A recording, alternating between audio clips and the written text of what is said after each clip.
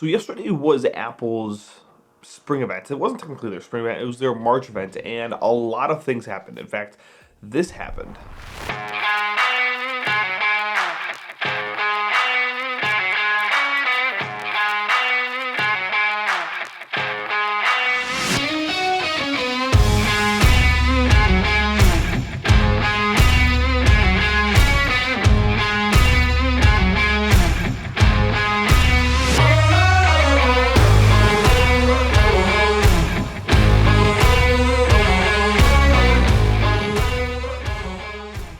So what made this event so interesting to me? So I have built a lot of PCs over the years. I've built a ton of computers over the years.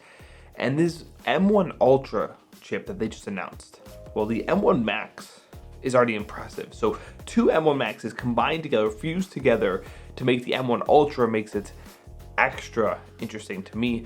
Mainly because if you've been following the GPU market lately, prices are completely out of hand right now. And while prices have dropped a lot in GPUs over the last few months, having a chip like the M1 Ultra on the market that supposedly performs as good as an RTX 3090 for 200 watts less, and supposedly performs as good as a 12900K for less wattage, like these are really good things that have happened and really good things to happen for the market in general. Yes, these are SoC, so you can't go out there and replace the CPU and replace the GPU. So there's gonna be a group of people who don't wanna buy these kind of products because you can't replace them, you can't upgrade them down the line. However, for a big majority of us, this is gonna really help because it's gonna push AMD, Intel, and NVIDIA to spend more money on R&D so they can get products out there that can perform equally as good as something like this new M1 Ultra chip. Now, there's certainly more to this story, of course. You know, the M1 Ultra, although it seems like a great chip, we don't have official benchmarks from people like me or other, YouTubers, independent reviewers per se. We have Apple's word, and while it looks great and theoretically based on the performance of the M1 Max, it probably will perform as they're saying it is. It's also super, super expensive. So the Mac Studio, which is the first device that it's gonna be a part of, comes in at $4,000 to get the M1 Ultra inside. And that's the base model. That's the model that comes with 20 CPU cores and I think it was 48 GPU cores. So this is not the full-fledged one. You're looking at $5,000 base to get yourself one of these M1 Ultra with 64 GPU cores. And for a professional, someone who does a lot of rendering, someone who does a ton of different visual effects, someone who does a lot of sound effects, this could be a really cool computer. Not to mention the computer itself is a pretty compact computer overall. It's basically like a Mac Mini double stacked. It's a Big Mac Mini. That's what it is. And honestly, if I had the money, I would go out and I would buy one right now. I would spend $9,000 on getting one because I would love to see how good the performance actually is.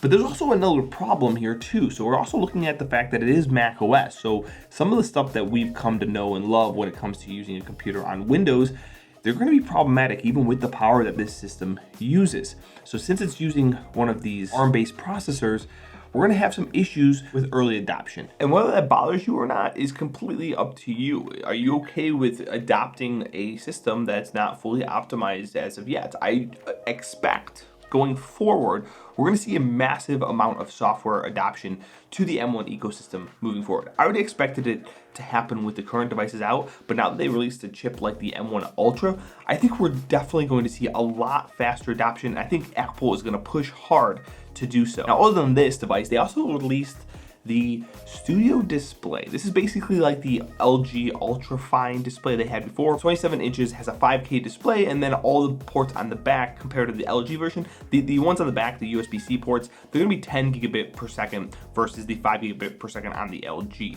Also, the screen's gonna be a little bit brighter. So along with the Mac Studio, they announced the Studio Display, which is gonna be the display that Apple recommends that you buy. They really kind of launched them together and really pushed them to be one whole unit together. And with a lot of that I/O, I forgot to mention about the I/O on the actual Mac Studio itself. It's actually pretty impressive. So on the front, we're gonna get two USB-C or two Thunderbolt 4 ports, depending on if you get the M1 Max chip version or if you get the M1 Ultra chip. then we're also gonna have an SD card reader on the front as well. And then switching to the back, we're gonna get a ton of I/O, which is really, really awesome because, you know, Apple has been known for taking I/O out of things as of late, but I'm glad that they're throwing it back in. So we get 4 Thunderbolt 4 ports, we get an HDMI port, we get 10 gigabit Ethernet, we also get a headphone jack, and then I think we also get 2 USB-A ports on the back as well. But other than that, I think that, let's zoom that in real quick. Other than that, I think that this event was pretty cool overall. I think the new introduction to the Mac Studio and the M1 Ultra is awesome.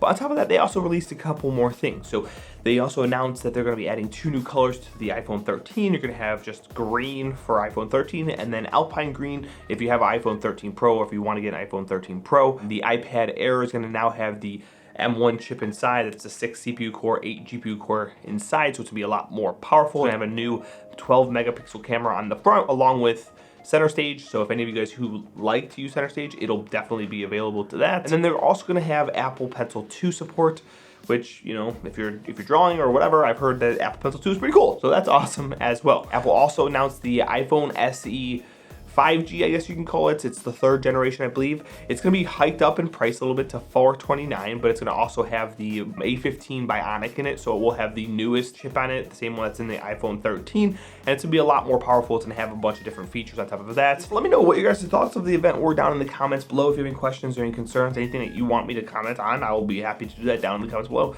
I hope you guys enjoyed the presentation. I thought the graphics and everything they did, and it's, as always, Apple does great presentations, but it was absolutely stunning in that aspect. I'm excited for the M1 Ultra, mainly because of the competition aspect. Maybe push AMD, Intel, and NVIDIA to push down their prices a little bit. I know that we're in a chip shortage, but that's what my hope is with an SoC this powerful, supposedly this powerful on there. Anyway, thank you guys so much for watching. Again, comments down below, and I'll see you guys in the next one.